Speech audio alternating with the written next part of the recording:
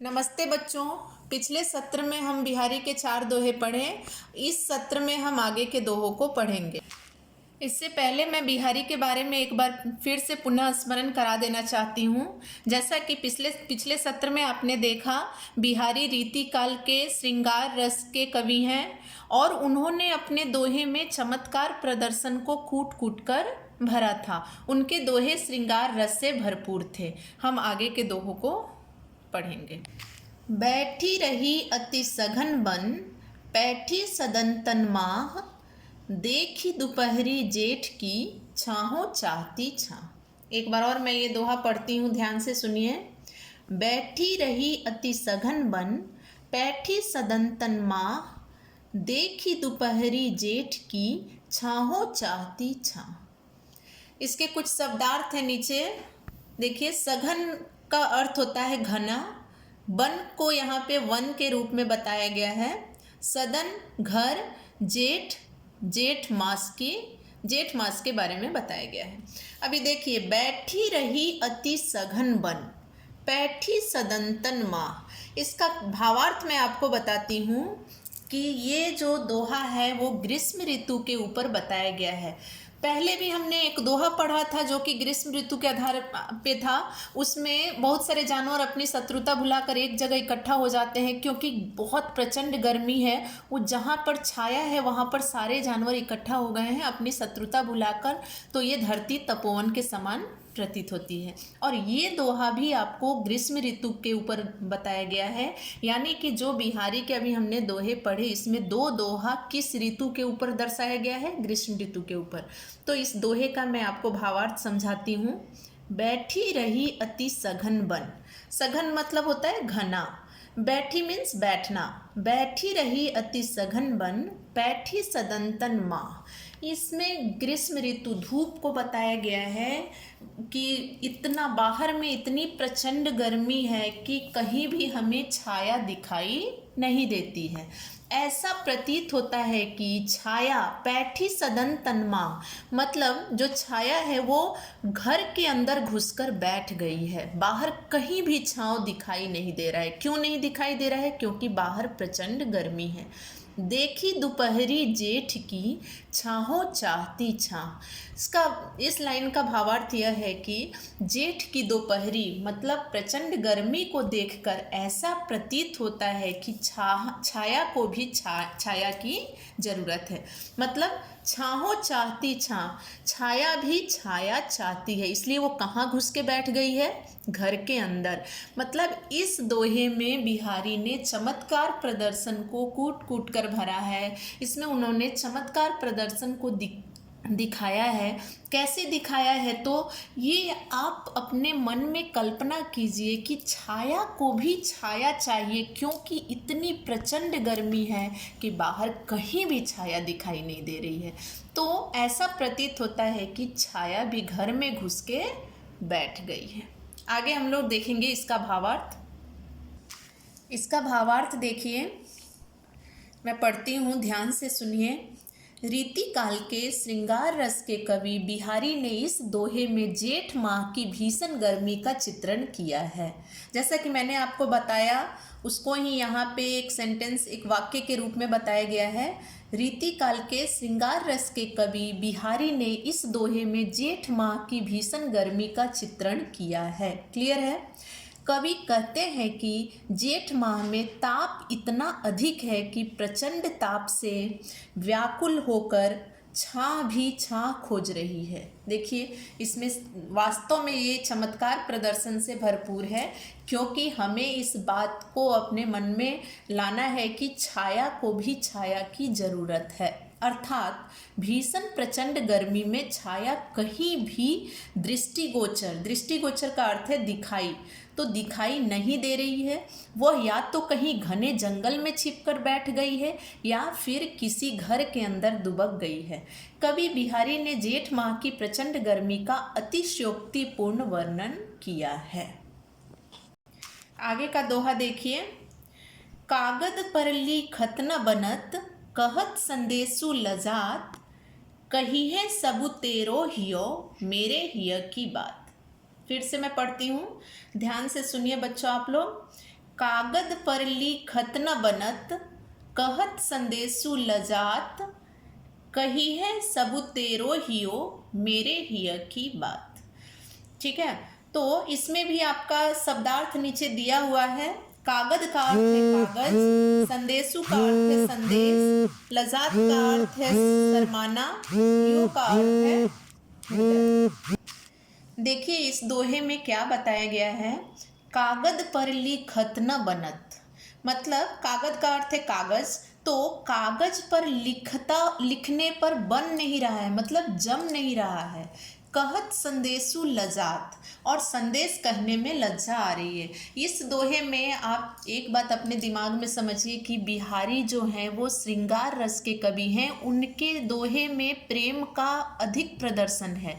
तो नायक और नायिका का चित्रण उन्होंने किया। एक और दोहा हमने नायक और नायिका के बारे में पढ़ा था, जिसमें हमने देखा था कि भरे हुए भवन में पूरा घर भरा है और नायक और नायिका आंखों के इशारों से बात करते हैं।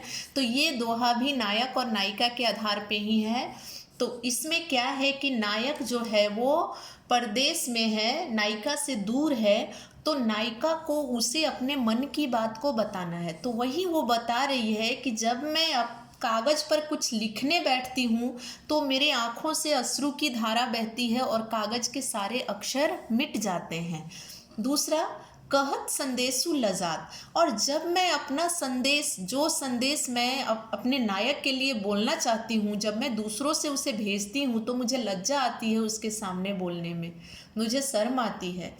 अब क्या उपाय है, कागज पर लिख नहीं सकते, दूसरों से वो संदेश बोल नहीं सकते, तो क्या उपाय है मेरे मन की बात को जानने के लिए। वो अपने नायक से कहती है कि कहिए सबु तेरो हियो, मेरे हिय की बात। अब एक ही उपाय बचा है कि जो तुम्हारे मन में मेरे प्रति अभी चल रहा है वही मेरे भी मन में है, तो तुम अपने मन की बात को समझ लो। अगर तुम अपने मन की बात को समझ लोगे तो मैं मेरे मन की भी बात को जान जाओगे। मतलब अपने हृदय से मन की बात को जानने की यहाँ पे दर्शाया गया है, इस बात को बताया गया है।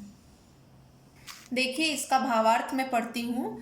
रीति काल के श्रृंगार रस के वियोग व संयोग पक्ष के कुशल चितेरे गागर में सागर भरने वाले चमत्कार प्रिय राजा श्रिय कवि बिहारी ने इस दोहे में वियोग पक्ष का सुंदर चित्रण किया है। वियोग पक्ष मतलब कि नायक और नायिका जो हैं वो अभी अलग अलग हैं, इसलिए इसका नाम क्या बताया गया है, वियोग पक्ष।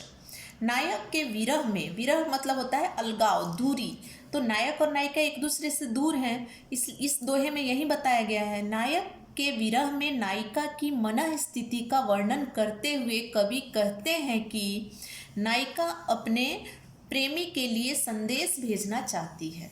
नायिका क्या भेजना चाहती है, संदेश भेजना चाहती है। विरहिणी नायिका विरह पीड़ा की तीव्रता से उत्पन्न अश्रु, स्वेद, कंपन, ताप आदि लक्षणों के कारण कागज पर अपनी पीड़ा लिखने में अक्षम है। जैसा कि मैंने आपको बताया कि नायक के विरह में नायिका इतनी दुखी है कि उसके आंखों से अश्रु की धारा रुक ही नहीं रही है। इसके कारण वो कागज पर अपनी पीड़ा को, अपने दुख को लिखने में अक्षम है। अक्षम का अर्थ है असमर्थ है। वो लिख रही है और उसके आंसुओं से वो सारे अक्षर मिट जा रहे हैं। वहीं लोक मर्यादा के कारण नायिका अपना संदेश वाहक को कहने में भी लज्जा का अनुभव कर रही है। देखिए जैसा कि मैंने आपको बताया कि यदि नायिका अपने संदेश को किसी और से कहती है तो उसे लज्जा आती है, उसे शर्म आती है। नायिका अपने प्रिय को संदेश पहुंचाना चाहती है कि हे प्रिय, जिस विरह वेदना का अनुभव तुम कर रहे हो, तुम्हारी प्रिया भी उसी विरह वेदना तीव्र पीड़ा से व्याकुल है। क्योंकि वो अपने मन की बात को ऐसे बताना चाहती है कि अगर मैं तुमसे दूर होकर दुखी हूँ तो तुम भी हमसे दूर होकर उतना ही दुखी हो। हे प्रिय, मेरे हृदय की पीड़ा, विरह वेदना तुम्हारा हृदय स्वयं ही कह देगा। श्रृंगार रस के कुशल चितरे बिहारी जी ने नायिका की विरह वेदना का हृदय स्पर्शी चित्रण किया है। आगे का दोहा देखिए। प्रगट भय द्विराज कुल, सुबस बसे ब्रज आई, मेरे हरो कलेश सब, केशव केशव राई। फिर से पढ़ती हूँ मैं। प्रगट भय द्विराज कुल, सुबस बसे ब्रज आई, मेरे हरो कलेश सब, केशव केशव राई। देखिए यहाँ पे शब्दार्थ दिया हुआ है। द्विराज का अर्थ है, द्विराज कुल का अर्थ है चंद्रवंशी। चंद्रवंशी मतलब ये चंद्रवंश में पैदा हुए थे। चंद्रवंशी एक वंश का नाम है। तो द्विराज कुल का अर्थ है चंद्रवंशी। सुबस स्वेच्छा से, बसे रहना, कलेश दुख कष्ट। यहाँ पे कुछ शब्दों के शब्दार्थ बता दिए गए हैं। अब देखिए मैं इसको आपको समझाती हूँ। प्रगट भय द्विराज कुल, द्विराज कुल का अर्थ आपको पता है चंद्रवंशी।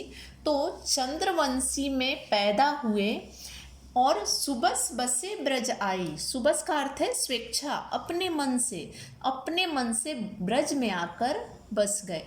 सबसे पहले मैं आपको इस दोहे में ये बता दूं कि इस दोहे को समझाने से पहले ही मैंने आपको बताया था कि बिहारी के पिता का नाम केशव राय था।